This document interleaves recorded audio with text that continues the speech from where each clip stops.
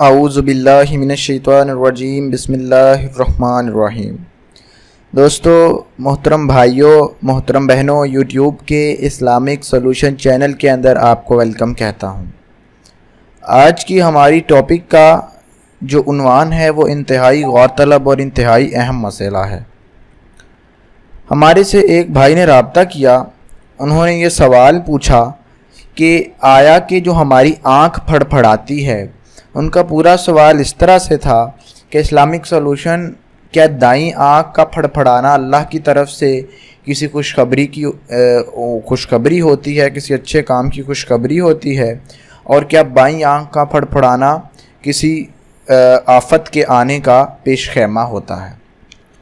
تو اس حوالے سے انہوں نے ہماری رائے پوچھی، تو میں نے سوچا کہ کیوں نہ ایک ویڈیو کی شکل میں تمام دوستوں کو بتایا جائے کہ در حقیقت دائیں اور بائیں آنکھ کے پھڑ پھڑانے میں کیا فرق ہے اور اس کا کیا مقصد ہے، اس سے ہمیں فائدہ ہوتا ہے، نقصان ہوتا ہے، یا قرآن و حدیث کے اندر رسول اللہ نے اس کے بارے میں کیا فرمایا ہے۔ تو دوستو، سب سے پہلی بات کہ رسول اللہ کی واضح حدیث مبارکہ ہے کہ جو آنکھیں پھڑ پھڑاتی ہیں یہ شیطان کی طرف سے ہوتی ہیں۔ خاص طور پر جو بائیں آنکھ ہے وہ شیطان پھڑ پھڑاتا ہے۔ شیطان ہماری آنکھیں کیوں پھڑ پھڑاتا ہے؟ تاکہ ہمارے دلوں کے اندر اسی طرح سے وسوسے پیدا کیے جا سکیں، ہمیں اسی طرح سے شش و پنج میں مبتلا کیا جا سکے کہ آیا کہ یہ کسی اچھائی کی علامت ہے یا برائی کی علامت ہے۔ اگر آنکھ کے پھڑ پھڑانے کو خوشخبری یا کسی بری خبر کے آنے کی علامت سمجھا جائے تو یہ بالکل شرک ہے۔ ایسا نہیں ہوتا، کیونکہ ہر خوشخبری اور ہر بری خبر اللہ کی طرف سے ہے، ہماری آنکھ کے پھڑ پھڑانے یا شیطان کے اس فعل کی وجہ سے نہیں ہے۔ شیطان نہ تو ہماری زندگیوں کے اندر کوئی ہمیں چیز عطا کر سکتا ہے، نہ ہمارے سے ظاہری طور پر کوئی چیز چھین سکتا ہے۔ تو اس لیے ہمیں اس شرک سے بچنا ہوگا۔ ایک مرتبہ ایک عورت حضرت سیدہ عائشہ رضی اللہ تعالیٰ عنہ کے پاس آئیں اور فرمایا کہ میری دائیں آنکھ پھڑ پھڑا رہی ہے۔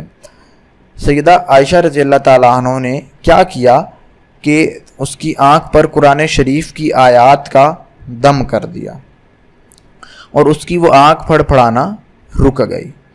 تو دوستو، اس چیز سے واضح طور پر ہمیں یہ نتیجہ ملتا ہے کہ آنکھ جو ہے وہ پھڑ پھڑاتی ہے شیطان کے وسوسوں کی وجہ سے یا شیطان کے عمل دخل کی وجہ سے۔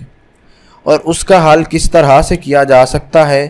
لازماً اس کا حل کیا جا سکتا ہے کہ اگر ہم قرآن کریم کی آیات کا ورد شروع کریں، آیات کا ورد اس طرح سے کریں کہ ہم سورہ فلق، سورہ ناس اور سورہ کوثر، ان تین صورتوں کو ہم ان کو پڑھیں اور ایک ایک مرتبہ اول و آخر درود شریف پڑھیں، اور جس شخص کی آنکھ پھڑ پھڑا رہی ہے اس پر اس کا دم کر دیں۔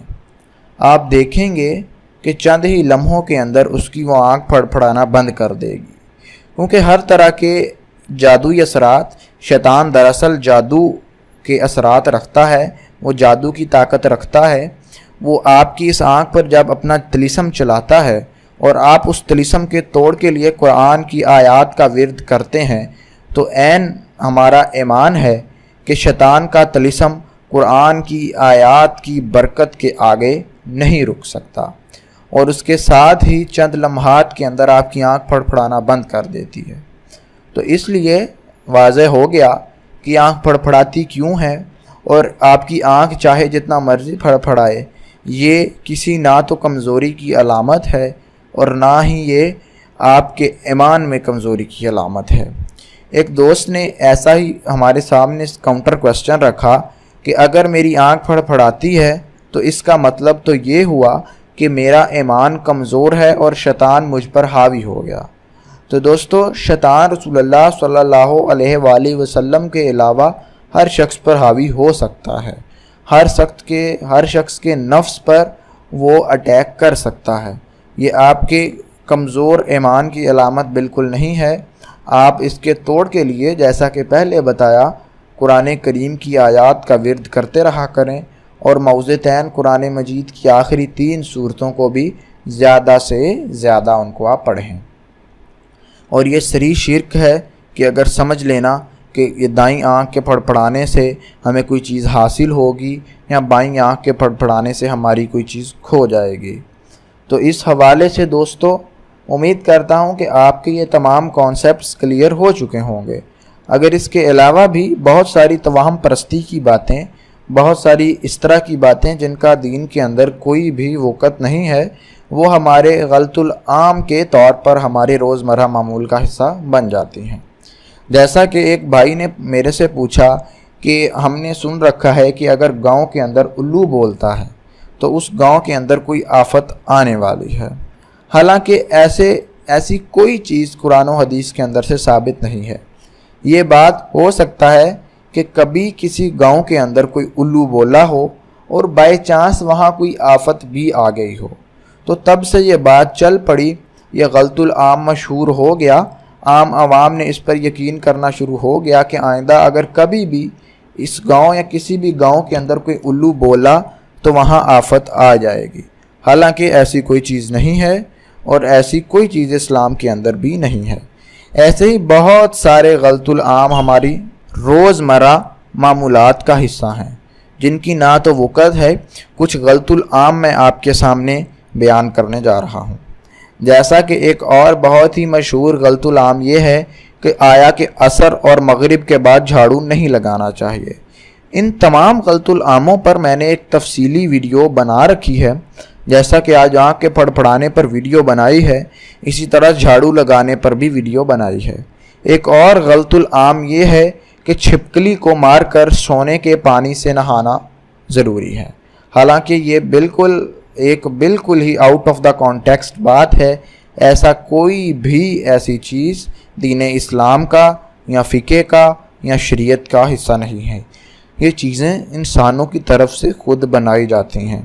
بعض اوقات ہوتا ہے کہ شیطان یہ انسانوں کے دل کے اندر ڈال دیتا ہے، یہ سوچ ان کو دے دیتا ہے، اور جن انسانوں پر شیطان کا غلبہ آ جاتا ہے اور وہ ان چیزوں کو آگے سے آگے پھیلانا شروع کر دیتے ہیں، اور یہ چیزیں آہستہ آہستہ اس قدر پریکٹس میں آ جاتی ہیں، جیسا کہ آپ نے سن رکھا ہوگا کہ اگر آپ کے آگے سے کالی بلی گزر گئی ہے تو آپ رستہ بدل لیجئے، حالانکہ ایسی کوئی چیز، کسی قسم کی ایسی چیز قرآن و حدیث کا حصہ نہیں ہے۔ تو آپ ان چیزوں پر یقین کرنے کی بجائے اللہ سے پناہ مانگیں، اللہ سے ہدایت مانگیں، اور اللہ سے آپ التجا کریں، دعا کریں کہ اللہ آپ کو حق، سچ اور صحیح رستے پر چلنے کی توفیق عطا فرمائے۔ جب آپ حق سچ کے رستے پر آ جائیں گے تو آپ بخوبی ان تمام چیزوں کو اچھے طریقے سے سمجھ لیں گے۔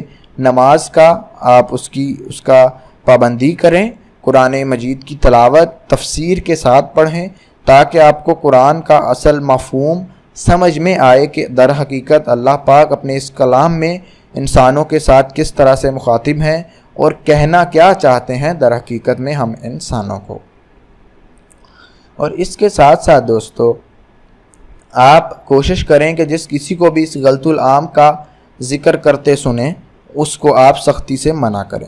سختی سے منع کرنے سے مراد ایسا ہے کہ اس کو آپ یہ یقین دلائیں، دلائل کے ساتھ، غصے سے بات نہ کریں، کیونکہ غصے سے جو نصیحت کی جاتی ہے اس پر عمل متعلقہ انسان نہیں کرتا اور اس کو اپنے خلاف ایک انتقامی کارروائی تصور کرتا ہے۔ تو اس لیے آپ انتہائی اخلاق، تہذیب اور شائستگی کے دائرے میں رہتے ہوئے ان لوگوں کے ساتھ آپ ان کو نصیحت کریں تاکہ آئندہ کے لیے وہ ان غلط العاموں سے بچ سکیں۔ امید کر رہا ہوں کہ آپ نے ان تمام چیزوں کو اپنے اندر اچھے سے جذب کر لیا ہوگا، یعنی کہ ان سے آپ نے تمام معلومات جو ہیں وہ حاصل کر لی ہیں اور ان پر عمل کرنے کا تہیہ بھی کر لیا ہے۔ اور آپ یہ وعدہ کریں کہ آپ اس ویڈیو کو اپنے دوست، احباب، رشتہ داروں تک ضرور پہنچائیں گے تاکہ وہ اس سے بھرپور فائدہ بھی حاصل کر سکیں اور اپنی دنیا کو بھی سنوار سکیں اور اپنی آخرت کو بھی سنوار سکیں، تاکہ ان غلط العاموں سے ہم مزید دین کے اندر رد و بدل نہ کریں اور اپنے اسلامی معاشرے کے اندر ہم تبدیلیاں نہ لے کے آئیں۔ اس کے علاوہ دوستو اسلامک سولوشن چینل کو نیچے بیل کے بٹن سے سبسکرائب کریں تاکہ آپ کو فیوچر میں آنے والی ویڈیوز وقت پر مل جائیں اور آپ ان سے پورا فائدہ حاصل کر سکیں۔ اس کے علاوہ کوئی بھی سوال ہو تو جھجکیے مت، اپنا سوال اسلامک سولوشن چینل کے فیس بک یا یوٹیوب پیج پر بھیج دیجئے، ہم آپ کو قرآن و حدیث کی روشنی سے پورا جواب دینے کی کوشش ضرور کریں گے۔ اور آپ اسلامک سولوشن چینل دیکھتے رہیے، معلومات حاصل کرتے رہیے۔ نئے ٹاپک کے ساتھ ایک نئی ویڈیو میں آپ سے ملاقات ہوگی، تب تک کے لیے ہمیں اجازت دیجیے۔ جزاک اللہ خیر۔